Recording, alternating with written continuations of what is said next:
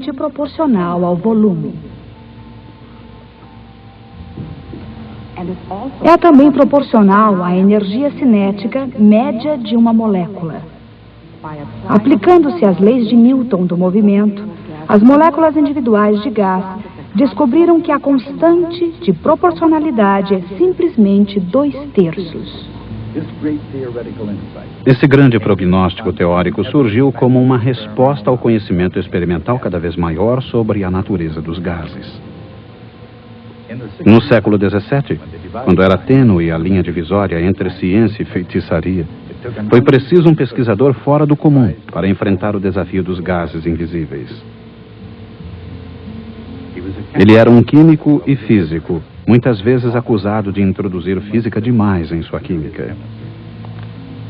Seu nome era Robert Boyle. Durante 15 anos, ele trabalhou em seu laboratório em Oxford. Mais do que o seu contemporâneo, Isaac Newton, a abordagem de Boyle estava além do seu tempo. Ele contratou assistentes e enfatizou o método científico, mas ao contrário de Newton, Boyle era acessível ao grande público. Até sua morte em 1691, a sociedade londrina viu Robert Boyle como um dos cientistas mais populares da época.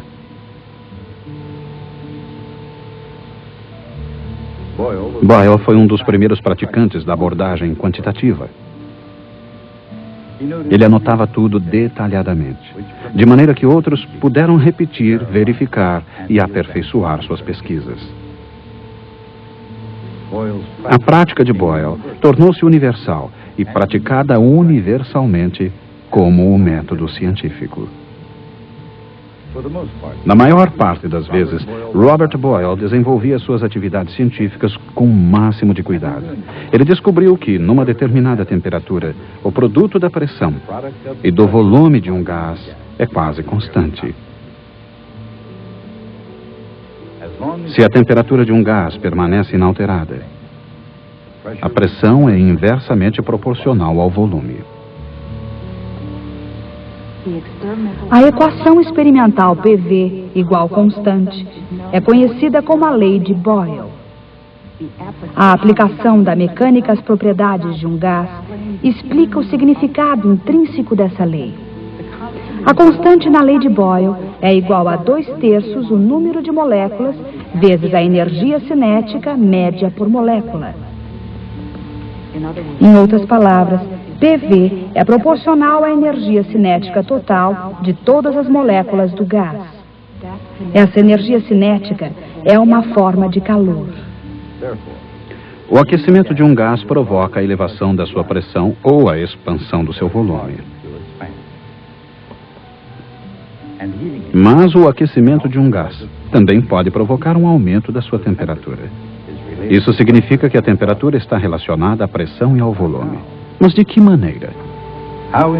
Foi o que se indagou Jacques Alexander César Charles. Charles estava intrigado com os voos de balão de ar quente dos famosos irmãos Montgolfier, os pioneiros dos balões de ar quente.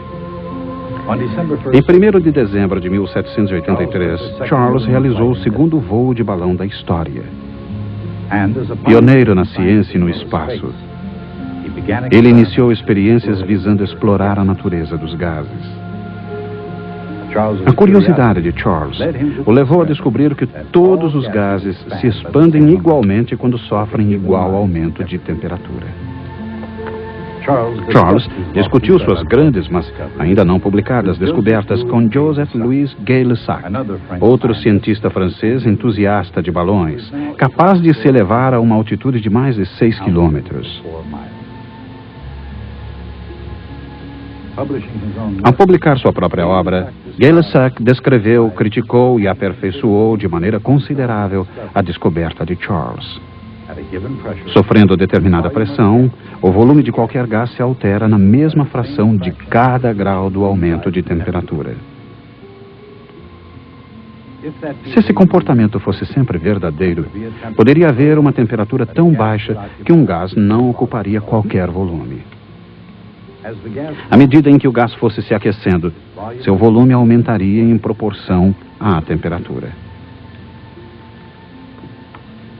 Naturalmente, a razão pela qual o volume aumenta é o aumento do calor, ou energia cinética das moléculas. Essa ideia levou a um novo conceito da própria temperatura. Ela teria um significado absoluto baseado nas propriedades universais dos gases. Um zero absoluto, a temperatura mais baixa possível, seria a temperatura na qual um gás estaria inteiramente desprovido de calor. De acordo com Charles e Gay-Lussac, o zero absoluto ocorreria a 273 graus Celsius abaixo de zero, ou 459 graus Fahrenheit abaixo de zero. A ideia de uma temperatura absoluta recebeu sua forma final por Lord Kelvin, cujo nome seria dado à escala de temperatura absoluta, ou escala Kelvin. Na escala Kelvin, a temperatura é diretamente proporcional ao volume de um gás, como Charles e Gay-Lussac haviam dito que deveria ser. Mas uma quantidade dupla de gás deveria ocupar 2 vezes o volume. Em outras palavras, o volume também deve ser proporcional ao número de moléculas de gás. A lei de Boyle diz que em qualquer temperatura constante, PV é constante. Mas se T se altera, essa constante também deve se alterar. Assim, PV é proporcional a NT, quer N e T sejam ou não constantes. A constante de proporcionalidade, K, é definida como sendo igual a 1,38 vezes 10 elevado a 23 joules por Kelvin.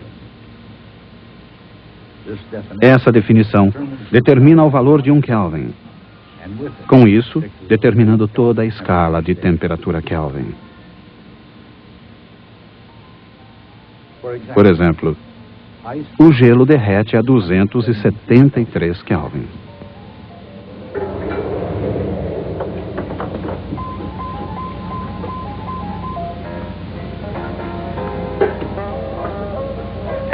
E o ponto de ebulição da água é 373 kelvins. Bom, estou aqui. Não tinha certeza se ela iria conseguir. Vejam, tentei dirigir mais devagar e a situação piorou. Dirigir mais rápido também piorou. Graças a Deus encontrei um posto com o mecânico. Vou lhes contar uma coisa.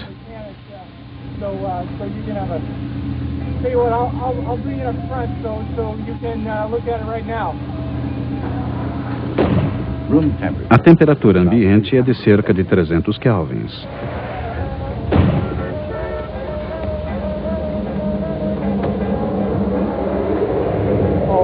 Pelo amor de Deus.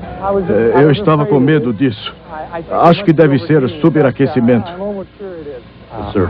A superfície do Sol, 6.000 kelvins. Joguei fora algumas enciclopédias só para aliviar a carga. Eu estou tão feliz de encontrar esse aqui. A temperatura no interior do núcleo do Sol é de 15 milhões de kelvins. Rapaz, você parece já ter arrumado uns 100 carros hoje, né? Por que é que não vai embora? Eu estou trabalhando aqui na cidade. As casas ficam muito longe uma das outras. É muito pior do que eu pensava. Garotinho, não faça isso. Não faça isso. Esse carro está passando por um momento difícil. Muito obrigado. Pode ir. Eu tenho que chamar o patrão.